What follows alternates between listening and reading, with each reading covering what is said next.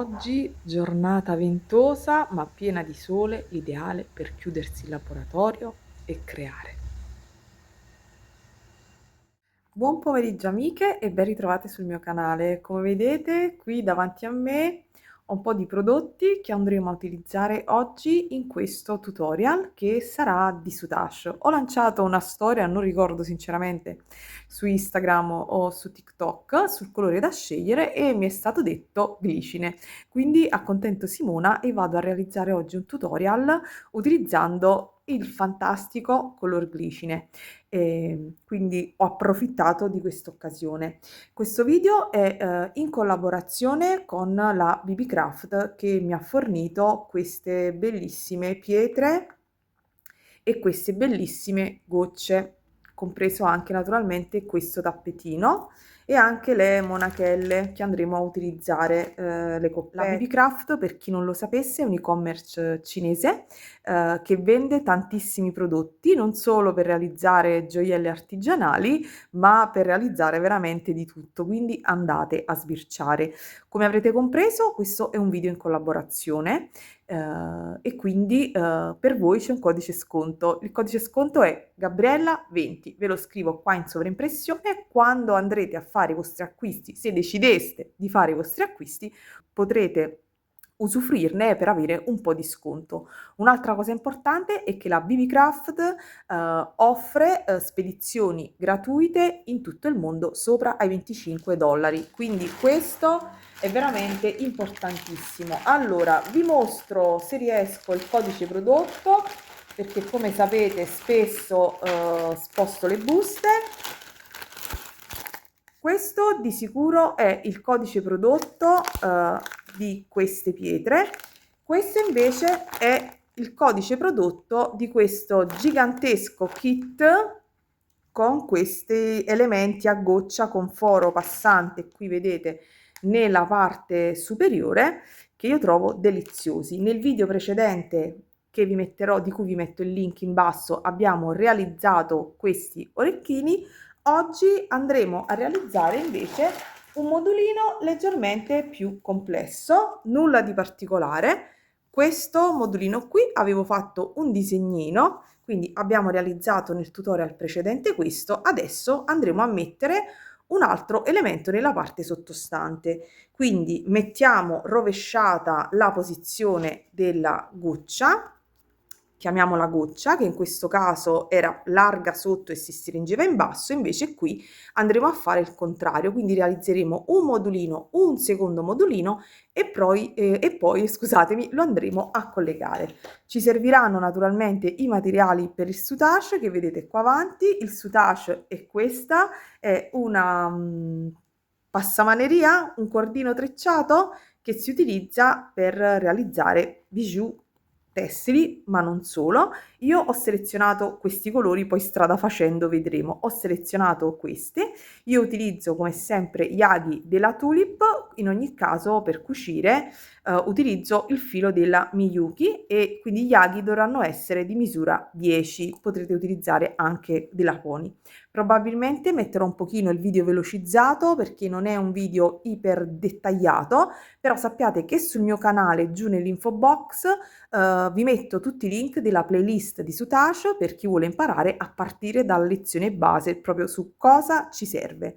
Quindi partiamo subito e vi lascio al tutorial. Mi raccomando ragazze, ho bisogno sempre del vostro supporto, quindi lasciatemi un like, iscrivetevi al canale, cliccate sulla campanella e facciamo sì che questa community funzioni, vada avanti e che mi dia sempre nuovi stimoli per poter creare.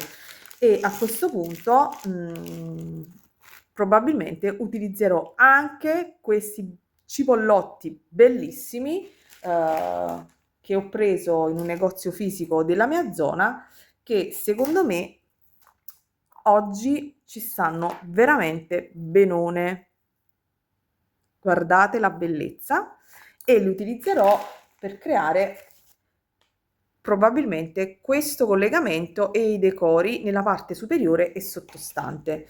Altro dettaglio, vi serviranno sempre delle piccole rocaille che trovate comunque sul sito della BB Craft, delle 15.0, per fare gli archetti, come vedete in questo caso. Quindi comincio a lavorare. Vi darò tutte le nozioni possibili e comunque anche se il video è velocizzato ci sarà la mia voce che vi guida e vi spiegherà un pochino i passaggi. Primo passaggio è preparare il filo, tagliare una bella agugliata di una sessantina di centimetri, prendere il vostro ago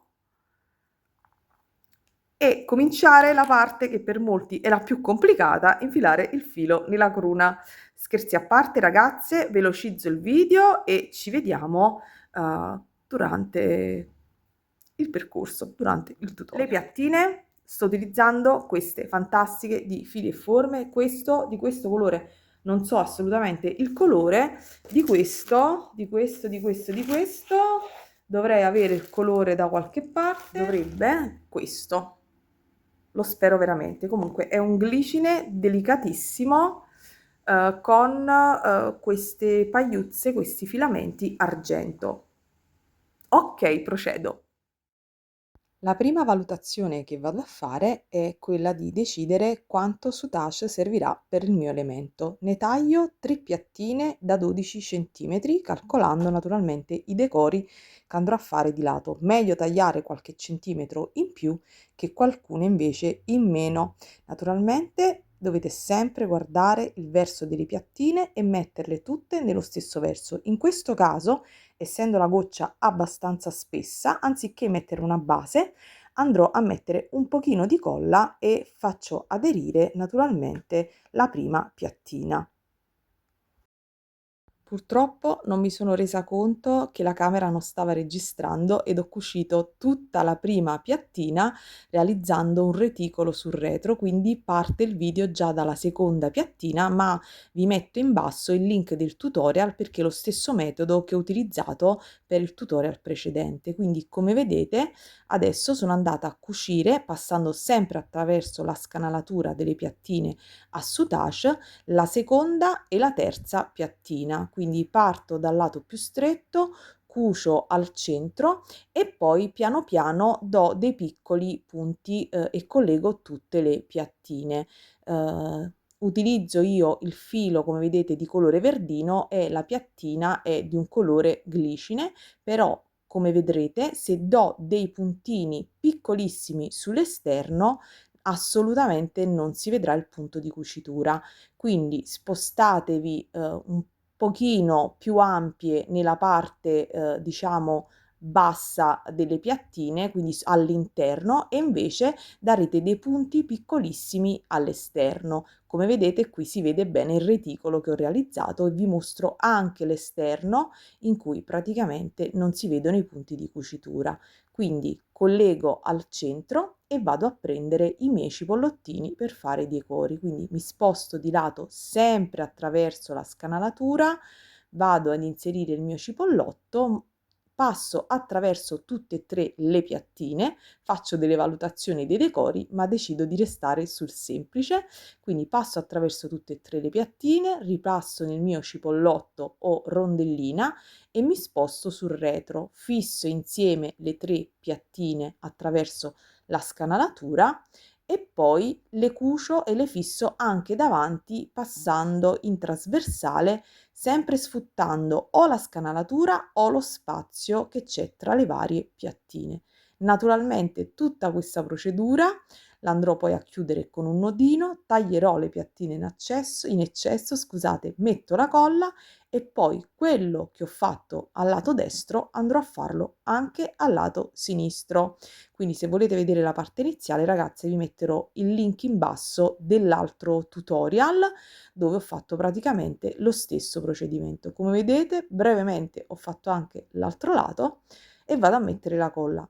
Vi dico che se volete rallentare il video per vedere meglio i vari passaggi, potete rallentarlo un pochino. Adesso procedo con la seconda goccia, che ha naturalmente uno spessore diverso, quindi in questo caso decido di utilizzare lo Stiff Stuff così da agevolarmi il lavoro, perché altrimenti rischierei che le piattine scivolano sopra la goccia, che è più liscia e meno spessa. Vi mostro la stabilità. Come vedete, le gocce lisce più sottili facilmente scivolano. Quindi, utilizzando invece la base, mi metto in sicurezza e lavoro decisamente meglio.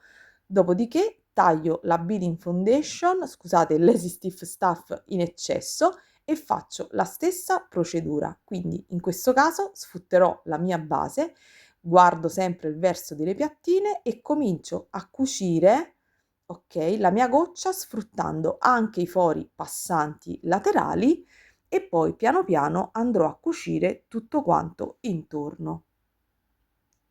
Sempre alla stessa maniera, piccoli punti all'esterno, più grandi all'interno. Naturalmente la prima piattina non si vedrà e quindi, come vedete, cucio punti abbastanza larghi anche sull'esterno, perché poi invece andrò con la seconda piattina che si vedrà all'esterno e quindi dovrò stare più attenta. Come colla ho utilizzato io la bisemina, ma potrete utilizzare anche l'Asulit. Come vedete, guardo sempre il verso della piattina e ricomincio a cucire tutto intorno. Ragazze, il procedimento è sempre lo stesso, non cambia mai. Bisogna cucire, essere abbastanza precise e procedere. Naturalmente sul mio canale trovate tutti i video veramente dalle tecniche base fatte più nel dettaglio, così da poter iniziare. Come avete visto, in modo abbastanza semplice ho fatto anche il secondo modulino, ho messo la colla, adesso devo semplicemente andare a unire i due pezzi e visto che la goccia, quella in verde, non è proprio piatta, piattissima, ho pensato di utilizzare dei mezzi cristalli di dimensioni diverse, però vedrete poi che lungo il percorso cambio idea e quindi sfilo e andrò praticamente a mettere tutti i cipollotti dello stesso colore, quelli in verde, e poi piano piano ci andrò a mettere delle rocaille così da allungare, perché come vedete al centro l'unione tra i due elementi non è completamente piatto, dritto, ma è concavo e un po' curvo da un lato e da un altro. Quindi, ripasso per centrare bene tutta questa lavorazione centrale dei 2 cipollotti e poi, come vedete, vado a prendere, i mezzi cristalli pensando di fare una cosa buona, per questo laterale che è un po' più ampio. Ma devo dire la verità, come vedrete, che il risultato non mi piace per niente, quindi prima li vado a cucire, poi dopo osservo bene e non ne sono troppo convinta. Ve lo lascio nel video perché dovete anche capire che sono valutazioni che dovete fare sul momento quando state cucendo, e quindi può capitare che poi il risultato non vi piace come a me in questo caso, quindi cosa faccio? Sfilo e ricomincio utilizzando, quindi invece, le 15-0 e, i cipollottini. Quindi, è tutto molto nella norma e il risultato alla fine mi piacerà molto di più. Quindi vedete che sfilo, quindi primo tentativo no, secondo tentativo no, e a questo punto riparto con le 15-0 col cipollotto e la 15-0 e vado da un lato e un altro unendo i due modulini. Adesso diciamo che sono soddisfatta. Mi raccomando, cucite più volte. Adesso valuto il verso e valuto le gocce e tutti gli elementi che voglio utilizzare per completare il mio orecchino. Quindi preferisco fare degli archetti con le rocaille e poi inserire la mia goccia in basso con un chiodino, perché la goccia è pesante e temo sempre che che si possa rompere la rocaille in basso oppure il filo essendo in pietra, e quindi decido di fare degli archetti. Utilizzo quindi, esco nella parte superiore, come vedete destra, inserisco 4 rocaille 15-0, vado dall'altro lato e poi passo più volte attraverso la lavorazione per irrigidire il tutto. Naturalmente cercate sempre di entrare alla stessa altezza da un lato e dall'altro, ripassate e poi fate un nodino in modo tale che l'archetto comunque sia centrato. Poi vedete vado nella parte superiore dove successivamente andrò a inserire la monachella, che è una monachella chiusa comodissima, così non perdiamo i nostri bijou, e vado a fare la stessa cosa. Questa è la monachella della BB Craft e anche di questa in acciaio dorato vi metto il link in info box. Quindi una volta che abbiamo fatto gli archetti, fatto i nodini e tutto, diciamo che il nostro bijou è quasi finito. Non ci resterà da fare altro che prendere la monachella, vedete, ed inserirla. Le 15 passano attraverso l'asolina un po' più larga in basso, dopodiché prenderò un chiodino, le pinze, le tronchesine, le pinze punte tonde e piatte e semplicemente metterò coppetta, goccia, coprigoccia, metterò qualche altro elemento tipo cristallino o 15-0 e dopodiché con l'aiuto delle pinze andrò a fare un nodino per fissare la mia goccia. Naturalmente in video per me non so perché è sempre un po' complicato, sarà che questi chiodini sono d'acciaio, sono abbastanza rigidini e quindi non riesco a mostrare per bene come fare un nodino a orefice, ma in realtà dovete fare l'archetto e poi con l'aiuto delle pinze mantenere e girare poi con l'altra parte del chiodino tutto intorno. Tagliare il chiodino in eccesso e poi con le pinze piatte andate ad appiattire un pochino il tutto. In video è sempre un pochino complicato, però vi assicuro che sul mio canale ci sono tanti video su come fare i nodini ad orefice.